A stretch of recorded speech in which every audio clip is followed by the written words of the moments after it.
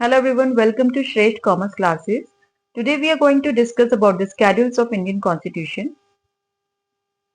In 1950, originally there were 8 schedules. 1950 में हमने Constitution को adopt किया था, तब 8 schedules थे. उसके बाद 4 schedules आपके Constitutional Amendment Act से include किए गए हैं. So let's discuss those 8 schedules which were originally in 1950. First schedule is about 28 states and 8 union territories. हमारे कंट्री में 28 स्टेट्स हैं, 8 यूनियन टेरिटरीज हैं, उनके बारे में सब डिस्कशन आपका शेड्यूल 1 में आता है. Second schedule is about the salary and allowances. Third schedule is about oath and affirmations of members of legislature, ministers and judges. So third schedule में आपके जो judges या member of legislature oath लेते हैं, that is included in third schedule. Fourth schedule is about the allocation of seat to state and UT in Rajya Sabha. Fifth schedule is about the administration and control of scheduled caste and scheduled tribes. Scheduled caste and scheduled tribes. Sixth schedule is for the administration of tribal areas of northeastern states. ठीक है, यहाँ पर जो north eastern states में भी सिर्फ 4 state की बात की जा रही है. असम, मेघालय, त्रिपुरा एंड मिजोरम.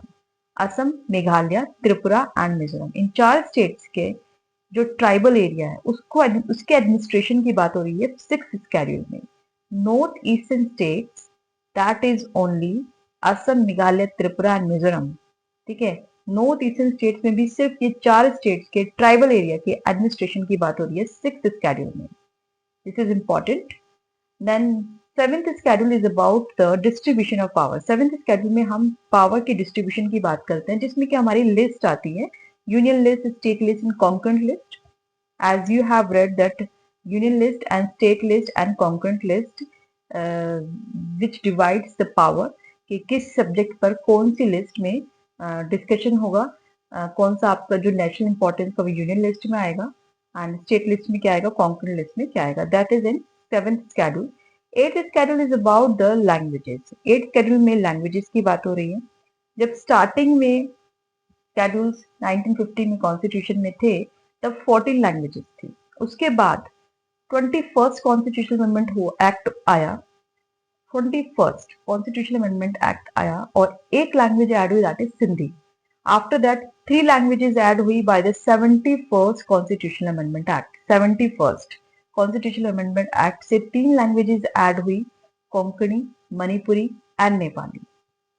ठीक है, I am repeating, Konkani, Manipuri and Nepali, ये 3 लैंग्वेज ऐड हुई 71st कॉन्स्टिट्यूशनल अमेंडमेंट एक्ट से. After that 4 languages were included. उसके बाद 4 लैंग्वेजेस इंक्लूड हुई हैं आपकी 92nd कॉन्स्टिट्यूशन अमेंडमेंट एक्ट से. ठीक है, that is Santhali, Maithili, Bodo and Dogri. Santhali, Maithili, Bodo and Dogri, ये 4 लैंग्वेज इंक्लूड हुई. Now presently we have 22 languages which is discussed in 8th schedule of Indian Constitution. So these were the schedules, 8 schedules which were originally in 1950. 1950 में जब constitution को adopt किया गया ये 8 schedules थे. उसके बाद अब ये 4 schedules जो हम डिस्कस करने वाले हैं 9, 10th, 11th, 12th, total we know that there are 12 schedules in Indian Constitution. ये 4 schedules आपके अमेंडमेंट से एक्ट हुए हैं, इसलिए ये बहुत ज्यादा इंपॉर्टेंट है. इनसे क्वेश्चन भी बहुत ज्यादा बनता है कि कौन से अमेंडमेंट से कौन सा स्केड्यूल आपका इंक्लूड किया गया है. Now 9th schedule is about validation of certain acts and regulations for land reform, zamindari abolition, etc. It is included by the first constitutional amendment act in 1951. 1950 में हमने कॉन्स्टिट्यूशन को अडॉप्ट किया, उसके ठीक एक साल बाद अमेंडमेंट हो गया 1951 में, और फर्स्ट अमेंडमेंट में ही 9th schedule को इंक्लूड किया गया इस लिस्ट में.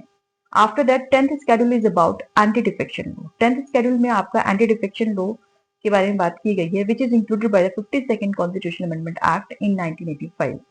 11th schedule is about panchayat. 11th schedule में हम पंचायत की बात करते हैं, which is included by the 73rd constitutional amendment act in 1992. 73rd constitutional amendment act in 1992. 12th schedule is about the municipalities. 12th schedule में हम म्यूनिसिपैलिटी की बात कर रहे हैं, which is included by the 74th Constitutional Amendment Act in 1993. ये amendments के जो ईयर है ये भी इम्पोर्टेंट है, और कौन से अमेंडमेंट से कौन सा स्केड्यूल इंक्लूड हुआ है, that is also very important. So that's all in this topic. It is very important for general paper for the advertisement 51 and 52 जो आपके यूपीएचसीएससी का असिस्टेंट प्रोफेसर का एग्जाम होता है उसके लिए this is very important topic. और इससे रिलेटेड कोई भी क्वेरी है you can comment me. Thank you very much for watching.